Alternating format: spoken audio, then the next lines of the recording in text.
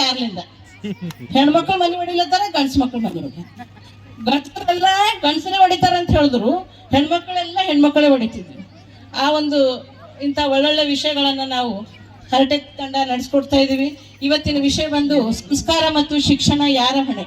ಸಂಸ್ಕಾರ ಅಂದ್ರೆ ಒಬ್ಬ ವ್ಯಕ್ತಿಯ ಒಳ್ಳೆ ಗುಣಗಳನ್ನ ಕಲಿಸುವಂಥದ್ದು. ಶಿಕ್ಷಣ ಅಂದ್ರೆ ಆ ವ್ಯಕ್ತಿಯ ಬುದ್ಧಿ ಕೌಶಲ್ಯಗಳನ್ನ ಅಭಿವೃದ್ಧಿ ಮಾಡುವಂತ ಕಾರ್ಯ ಆಗಿದೆ. ಈ ಹರಟೆ ತಂಡದ ಕಿರು ಪರಿಚಯವನ್ನ ನಾನು ಮಾಡಿಕೊಡ್ಲಿಕ್ಕೆ ಇಷ್ಟಪಡ್ತೇನೆ. ಮೊಟ್ಟ ಮೊದಲಿಗೆ ನನ್ನ ಪರಿಚಯ. ನಾನು ಶ್ರೀಮತಿ ಆರತಿ ಅಂತ MSc ಅಗ್ರಿಕಲ್ಚರ್ ಓದಿ ಕೃಷಿ ಇಲಾಖೆಯಲ್ಲಿ 18 ವರ್ಷದಿಂದ ಸಹಾಯಕ ಕೃಷಿ ನಿರ್ದೇಶಕಿಯಾಗಿ ಕೆಲಸ ಮಾಡ್ತಾ ಇದ್ದೀನಿ. ನಾನು ಓದಿದ MSc ಅಗ್ರಿ, ಆದ್ರೆ ನನ್ನ ಹವ್ಯಾಸ ಹರಟೆ.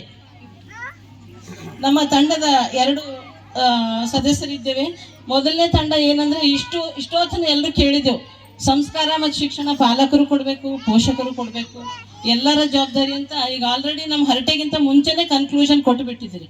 ಆದ್ರೆ ಅದು ಹೆಂಗೆ ಅಂತ ನಮ್ಮ ಸದಸ್ಯರು ನಾವು ಹೇಳ್ಕೊಡ್ಲಿಕ್ಕೆ ಇಷ್ಟಪಡ್ತೇವೆ. ನಮ್ಮ ತಂಡದ ಈ ಭಾಗದಲ್ಲಿ ಕುತ್ಕೊಂಡವರು ಸುಬ್ರಹ್ಮಣ್ಯ ಪ್ರಭು ಸರ್, ಮತ್ತೆ ಪ್ರತಿಭಾ ಮೇಡಮ್ ಅವರು, ಮತ್ತೆ ಶಿವಲಿಂಗ್ ಹೆಡೆ ಸರ್. ಈ ಕಡೆ ಪಾಲಕರೇ ಜವಾಬ್ದಾರಿ ಅಂತ ಹೇಳಕ್ಕೆ ಕುತ್ಕೊಂಡಿದ್ದಾರೆ ಹಿರಿಯರ ಸಾಹಿತಿಗಳಾದ ಶಿವಕುಮಾರ್ ಕಟ್ಟೆ ಸರ್, ಗೀತಾ ಮೇಡಮ್ ಮತ್ತು ಸುಧಾ. ಸುಬ್ರಹ್ಮಣ್ಯ ಪ್ರಭು ಸರ್ ಅವರು ಈ ತಂಡದಲ್ಲಿ ಕುತ್ಕೊಂಡವರು, ತಮ್ಗೆಲ್ಲರಿಗೂ ಪರಿಚಯರು. ಅವರು ಸುಮಾರು ಮೂಲತಃ ಮಂಗಳೂರಿನವರು, ಆದ್ರೆ ಬೀದರ್ ಜಿಲ್ಲೆಯಲ್ಲಿ 20 ವರ್ಷದಿಂದ ಕಾರ್ಯನಿರ್ವಹಿಸಿ DCC ಬ್ಯಾಂಕಿನ ಸಹರ್ದಾ ಟ್ರೈನಿಂಗ್ ಸೆಂಟರ್ ಅಲ್ಲಿ ಡೈರೆಕ್ಟರ್ ಆಗಿದ್ದಾರೆ. ಇನ್ನೊಂದು ವಿಶೇಷತೆ ಏನಂದ್ರೆ ಅವರು ಈ ಶಾಲೆಯ ಪಾಲಕರು ಹೌದು. ಅವರ ಮಗಳು ಪ್ರಾಪ್ತಿ 9ನೇ ಕ್ಲಾಸ್ನಲ್ಲಿ ಓದ್ತಾ ಇದ್ದಾಳೆ. ಮಗಳು ಕೂಡ ತಂದೆಗೆ ತಕ್ಕ ಮಗಳು, ಅವಳು ಕೂಡ ತುಂಬಾ ಜಾಣ್ಮೆ. ಇನ್ನೊಬ್ಬ ನಮ್ಮ ಸದಸ್ಯರು ಅನ್ಬೇಕು ಪ್ರತಿಭಾ ಚಾಮ ಅಕ್ಕವರು. ಅವ್ರದ್ದು ಏನ್ ಕೇಳ್ತೀರಂದ್ರ ಬೀದರ್ ಪ್ರತಿ ಮನೆ ಮಗಳಾಗಿದ್ದಾರೆ. ಅವರು ವಿದ್ಯಾರಣ್ಯ ಪ್ರೌಢಶಾಲೆಯ ಮುಖ್ಯ ಗುರುಗಳಾಗಿ ಅವರು ಸಾಕಷ್ಟು ಕಡೆ ಕಾರ್ಯಕ್ರಮಗಳನ್ನ ನೀಡ್ತಾ ಇದ್ದಾರೆ. ಅವರು ಗುಲ್ಬರ್ಗಾ ವಿಶ್ವವಿದ್ಯಾಲಯದ ಮಾಜಿ ಸಿಂಡಿಕೇಟ್ ಸದಸ್ಯರು ಕೂಡ. 2018ರಲ್ಲಿ ಗಣರಾಜ್ಯೋತ್ಸವದ ಒಂದು ಪ್ರಶಸ್ತಿ ಕೂಡ ಅವರು ಪಡೆದುಕೊಂಡಿದ್ದಾರೆ. ನಮ್ಮ ಸುದೈವ ಅವರು ಕೂಡ ನಮ್ಮ ಜೊತೆ ಇದ್ದಾರೆ. ಇನ್ನ ಹೆಡೆ ಸರ್ದಂತೂ ಬೆಳಗ್ಗೆ ಮುಂಚೆ ನೀವು ಪ್ಯಾನಲ್ ನಲ್ಲಿ ಅವ್ರ ಬಗ್ಗೆ ಸುಮಾರು ಕೇಳಿದಿರಿ. ನಿಮ್ಗೆಲ್ಲ ಗೊತ್ತಿಲ್ಲದ ಒಂದು ವಿಷಯ ಹೇಳ್ತೇನೆ. ನಮ್ಮ ಹರಟೆ ತಂಡದ ಅತ್ಯಂತ ಕಿರಿಯ ಸದಸ್ಯ, ನಮ್ಮ ಹರಟೆಕಟ್ಟೆ ಅತ್ಯಂತ ಕಿರಿಯ ಸದಸ್ಯ ಮಾತಿನ ಮಲ್ಲ.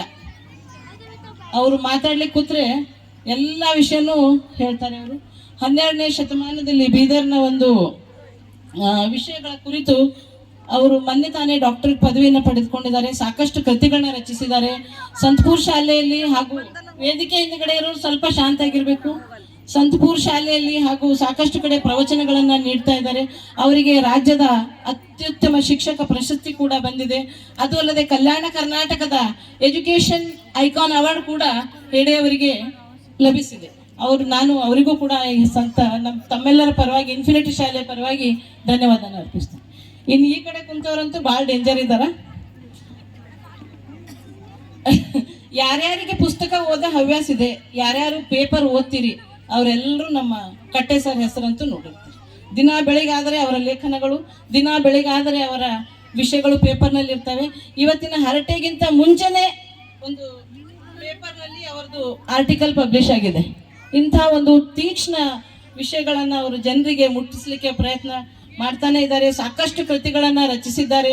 ಅವರ ನಾಲ್ದೇರ ಓದ್ಬೇಕು, ಗುಂಪಾ ರೋಡ್ ಓದ್ಬೇಕು. ಗುಂಪಾ ರೋಡ್ನಲ್ಲಿ ಯಾರ್ಯಾರು ಓಡಾಡ್ತಿರಲ್ಲ, ದಯವಿಟ್ಟು ಸರ್ ಕಡೆ ಗುಂಪಾ ರೋಡ್ ಪುಸ್ತಕ ನೀವು ಓದಲೇಬೇಕು. ಅವರು ಔರಾದ್ನಲ್ಲಿ ನಡೆದಂತ ಕನ್ನಡ ಸಾಹಿತ್ಯ ಸಮ್ಮೇಳನದ 3ನೇ ಕನ್ನಡ ಸಾಹಿತ್ಯ ಸಮ್ಮೇಳನ ಅಧ್ಯಕ್ಷರು ಕೂಡ ಆಗಿದ್ದಾರೆ. ಅವರು ರಾಜ್ಯ ಮಟ್ಟದ NH ಪ್ರಶಸ್ತಿ ಪುರಸ್ಕೃತರು ಕೂಡ. ಅವರು ನಮ್ಮ ತಂಡದ ಹಿರಿಯ ಒಂದು ಸಾಹಿತಿಗಳವರಾಗಿದ್ದಾರೆ. ಇನ್ನೋರ್ವ ಸದಸ್ಯೆ ತುಮಕೂರಿನವರು, ಡಾಕ್ಟರ್ ಅಂತ ಹೇಳ್ಬೇಡ್ರಿ ಅಂತ ನನಗೆ ಹೇಳಿ ಕಳಿಸಿದ್ದಾರೆ. ಡಾಕ್ಟರ್ ಸುಧಾಜಿ ಮೇಡಮ್ ಅವರು. ಅವ್ರು ಹೆಂಗಂದ್ರೆ ನಾವು ಪಂಚಮಿ ಟೈಮಿಗೆ ಅರಳು ಹುರಿತೀವಿ ನೋಡ್ರಿ, ಪಟ ಪಟ ಪಟ ಪಟ ಪಟ. ಅವ್ರು ಹಂಗ ಅರಳು ಹುರಿದಂಗೆ ಮಾತಾಡ್ತಾರೆ. ಅವ್ರು ಮಾತಾಡಿದರೆ ಅವ್ರ ಎದುರಿನವರು ಮಂತ್ರಮುಗ್ನರಾಗಿರ್ಬೇಕು. ಅವ್ರು ಏನೇನು ಹೇಳ್ತಾರಪ್ಪ ಅಂತ ಹಿಂಗೆ ತಿಳ್ಕೊಂಡು ನೋಡ್ಕೊತ ಕೊಡ್ಬೇಕು. ನಾವ್ ಏನ್ ಹೇಳ್ಬೇಕಂತೀವಲ್ಲ ಅದು ನೆನಪೇ ಹೋಗ್ಬಿಡ್ತದೆ. ಅಂತ ಒಂದು ಪ್ರತಿಭೆಯನ್ನು ಉಳ್ಳುವಂತ ಸುಧಾ ಮೇಡಮ್ ಅವರು ಕೂಡ ನಮ್ಮ ತಂಡದ ಸದಸ್ಯರು. ಇನ್ನೋರು ಈ ಕಡೆ ಕೂತಾರ ನೋಡ್ರಿ, ಸ್ವಲ್ಪ ಅವ್ರನ್ನ ಅಬ್ಸರ್ವ್ ಮಾಡ್ರಿ. ಹೇಗೆ ಅಂದ್ರೆ ಶಿಸ್ತಿನ ಸಿಪಾಯಿ.